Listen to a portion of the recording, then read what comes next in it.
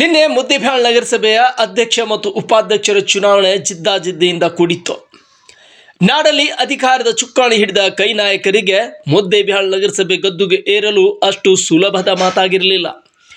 ಕಾಂಗ್ರೆಸ್ ಬೆಂಬಲಿತ ಪಕ್ಷೇತರ ಸದಸ್ಯರೊಬ್ಬರು ಕಾಂಗ್ರೆಸ್ಗೆ ಟಕ್ಕರ್ ಕೊಟ್ಟಿದ್ದು ಇಲ್ಲಿ ಕಾಂಗ್ರೆಸ್ ಪಕ್ಷಕ್ಕೆ ನುಂಗಲಾರದ ತುಪ್ಪಾಗಿ ಮಾರ್ಪಟ್ಟಿತ್ತು. ಕೊನೆಗಳಿಗೆಯಲ್ಲಿ ಒಲ್ಲದ ಮನಸ್ಸಿನ ನಡೆದ ಸಂಧಾನದ ಮೂಲಕ ನಗರಸಭೆ ಅಧ್ಯಕ್ಷ ಸ್ಥಾನವನ್ನು ಗಿಟ್ಟಿಸಿಕೊಳ್ಳುವಲ್ಲಿ ಕಾಂಗ್ರೆಸ್ ಯಶಸ್ವಿಯಾಯಿತು. ಈ ಕುರಿತು ಒಂದು ವರದಿ ಇಲ್ಲಿದೆ ನೋಡಿ.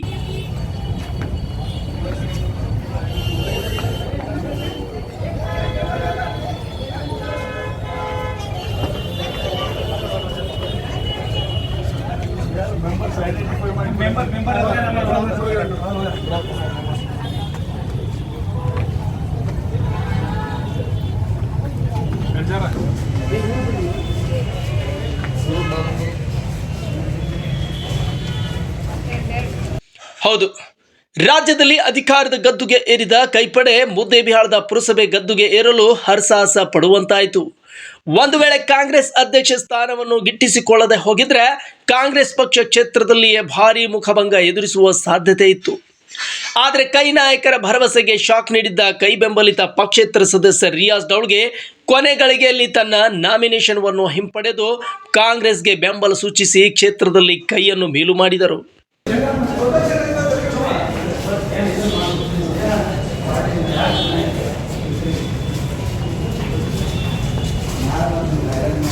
ಮುದ್ದೇಬಿಹಾಳ್ ನಗರಸಭೆಯಲ್ಲಿ ಒಟ್ಟು ಸದಸ್ಯರ ಸಂಖ್ಯಾಬಲ 23 ಆಗಿದೆ. ಇದರಲ್ಲಿ ಬಿಜೆಪಿ 8 ಸದಸ್ಯರು ಹೊಂದಿದ್ದು 8 ಸದಸ್ಯರು ಕಾಂಗ್ರೆಸ್ನವರೇ ಇದ್ದರು. ಇನ್ನುಳಿದ 5 ಸದಸ್ಯರು ಪಕ್ಷೇತರರು ಇದ್ದರು. ಜೆಡಿಎಸ್ 2 ಸದಸ್ಯರು ಇದ್ದರು. ಆದರೆ ಕಾಂಗ್ರೆಸ್ ಬೆಂಬಲಿತ ಪಕ್ಷೇತರ ಸದಸ್ಯ ರಿಯಾಜ್ ಡೌಲ್ಗೆ ಅವರು ಪಕ್ಷೇತರ ಸದಸ್ಯರ ಜೆಡಿಎಸ್ ಹಾಗೂ ಬಿಜೆಪಿ ಬೆಂಬಲ ಸೂಚಿಸುವ ಸಾಧ್ಯತೆಯೊಂದಿಗೆ ಅಧ್ಯಕ್ಷ ಸ್ಥಾನದ ಪೈಪೋಟಿಗೆ ಇಳಿದಿದ್ದರು. ಇದರಿಂದ ಕೆಲ ಕಾಲ ಕಾಂಗ್ರೆಸ್ ತೀವ್ರ ಮುಜುಗರಕ್ಕೆ ಒಳಗಾಗಿತ್ತು. ಬಳಿಕ ಹೇಗೋ ಮಾಡಿ ರಿಯಾಜರ ಮನವೊಲಿಸಿದ ಕೈಪಡೆ ಕೊನೆಗೆ ನಗರಸಭೆ ಅಧ್ಯಕ್ಷ ಸ್ಥಾನವನ್ನು ಪಡೆದುಕೊಳ್ಳುವ ಮೂಲಕ ಕ್ಷೇತ್ರದಲ್ಲಿ ತನ್ನ ಅಸ್ತಿತ್ವವನ್ನು ಕಾಯ್ದುಕೊಂಡಿದೆ.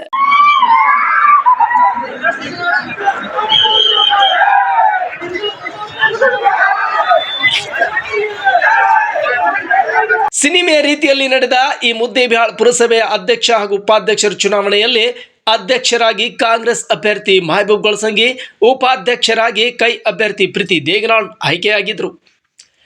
ಈ ವೇಳೆ 16 ಮತಗಳನ್ನು ಪಡೆದು ಕಾಂಗ್ರೆಸ್ ಅಭ್ಯರ್ಥಿ ಮಹಬೂಬ್ ಗೊಳಸಂಗಿ ನೂತನವಾಗಿ ಆಯ್ಕೆಯಾಗಿದ್ದಾರೆ.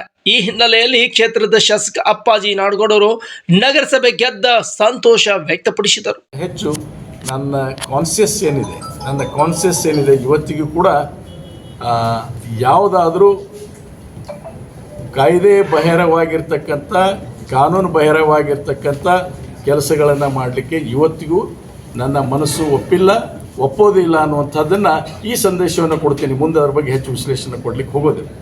ಅದಕ್ಕೆ ಎಲ್ಲರೂ ಸೇರಿ ಅಭಿವೃದ್ಧಿಗೊಳಿಸೋಣ. ಇನ್ನೂ 3 ವರ್ಷ ಇದೆ. BJP-ಯವರು 4 ವರ್ಷ ಮಾಡ್ಬೇಕಂತ ಮಾಡಿದ್ದಾರೆ ಅಂತಿದ್ದೇನೆ. ಮುತ್ತಿನ 6 ಇಯರ್ಸ್ ಟರ್ಮಿಗೆ ಹೋಗ್ತೀವಿ ನಾವು. ಯಾಕಂದರೆ 1 ನೇಷನ್ 1 ಇಲೆಕ್ಷನ್ ಅನ್ನುವಂಥದ್ದನ್ನು ತರುವಂಥ ಶಾಸನಕ್ಕೆ ಅವ್ರು ಕೈ ಹಾಕಿದರೆ 6 ವರ್ಷದವರೆಗೆ ಶಾಸಕರು ಇಲ್ಲಿ ಇರೋದಿಲ್ಲ. ಇನ್ನು 4 ವರ್ಷ ಶಾಸಕರು 4.5 ವರ್ಷ ಶಾಸಕರಾಗಿರ್ಬೇಕಾಗ್ತದೆ.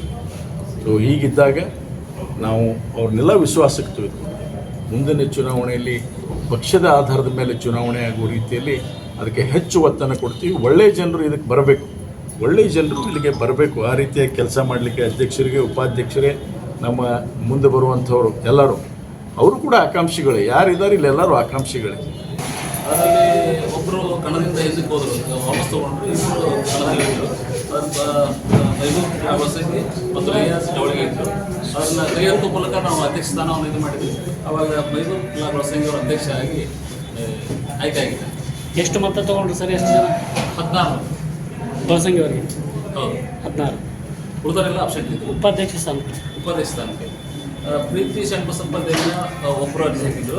ಆಮೇಲೆ ನೆಕ್ಸ್ಟ್ ಸಹನಾ ವಿಜಯಕುಮಾರ್ ಪಟಿಗೆ, ಹಾಗೆ ಭಾರತೀಯ ರಾಯಗೌಡ ಪಾಟೀಲ್ 3 ಅರ್ಜಿಗಳು ಸಲ್ಲಿಸಿದ್ರು. ಅದರಲ್ಲಿ 3 ನಾಮಪತ್ರಗಳ ಪ್ರಕಾರ 3 ಕಣದಲ್ಲಿದ್ದರು.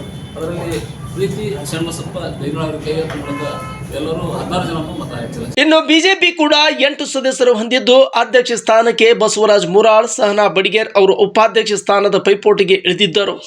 ಆದರೆ ಬಿಜೆಪಿಯ ಬಸವರಾಜ್ ಬಹುಮತ ಇರದ ಕಾರಣ ತನ್ನ ನಾಮವನ್ನು ಹಿಂಪಡೆದುಕೊಂಡರು ಎನ್ನಲಾಗಿದ್ದು, ಇನ್ನು ಕಾಂಗ್ರೆಸ್ ಅಭ್ಯರ್ಥಿ ಪ್ರೀತಿ ದೇಗನಾಳ್ ಆಯ್ಕೆಯಿಂದ ಸಹನಾ ಬಡಿಗೇರ್ ಕೂಡ ಪರಾಜಿತಗೊಂಡರು.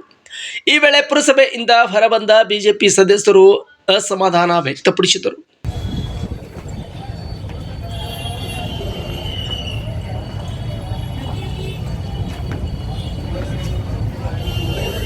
ಇನ್ನು ಚುನಾವಣೆ ಮುಂಚೆ ಬಿಜೆಪಿ ಬೆಂಬಲಿತ ಸದಸ್ಯರೊಂದಿಗೆ ಕಾಂಗ್ರೆಸ್ ಅಭ್ಯರ್ಥಿಯೊಬ್ಬರು ಅಧ್ಯಕ್ಷ ಸ್ಥಾನ ಅಲಂಕರಿಸುತ್ತಾರೆ ಎಂಬ ಕ್ಷೇತ್ರದ ಮಾಜಿ ಶಾಸಕರು ಸಿಡಿಸಿದ ಆ ಬಾಂಬ್ ನಗರದಲ್ಲಿ ಭಾರಿ ಚರ್ಚೆಗೆಡೆ ಮಾಡಿಕೊಟ್ಟಿತು.